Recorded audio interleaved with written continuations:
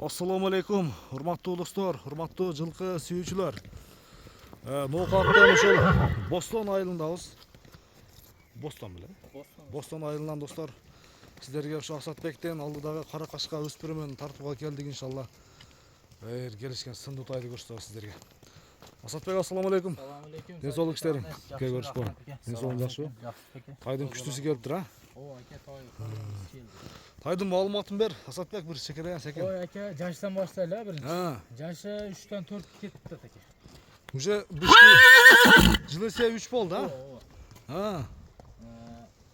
Boyu 1.65 aka. Boyu 1.65. Оо.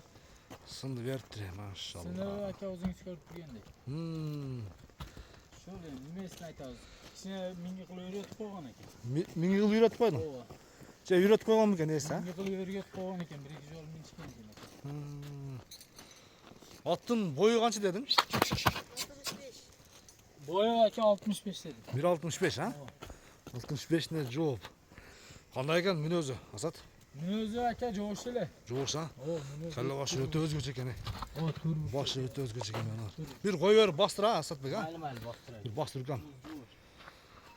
Бийик нерсе экен, жоон. 4 казык тазабы?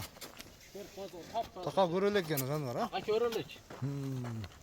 Бастыра берчи, Асатбек. Мына кара бастыр. Мына.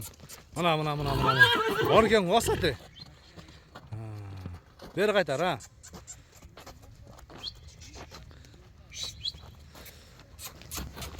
Кармаганга жоош, а? Parmağına жоğuş. Ден соолугу жакшы.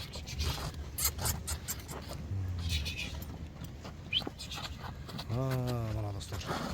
Өспүрүмдүн сындысы чыкты. Ayıpını ayıp koygan жақсы. Айы бар ба? Жерде кичине ишиги бар экен. О, эч кандай дебек себекке кирбейт экен. Мына ола? Ооба. Россиядан келип атып мыкта сай болгон экен. Эч кандай аяп нетпейт. Ой, ая бай баш киндер. Асат ушунун баасын үлкөн бир акция кыласыңбы? Баасыны акция кылып чыгарам ака.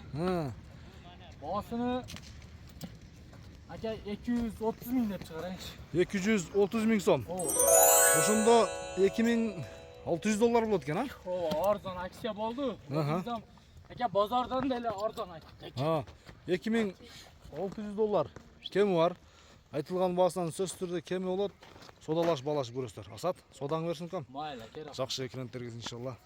Өспүрүмдүн өртүн издегендер келип көрүп, содалашып, баалашып алсаңыздар болот. Көрүшүңөрчө аман туруңуздар иншалла.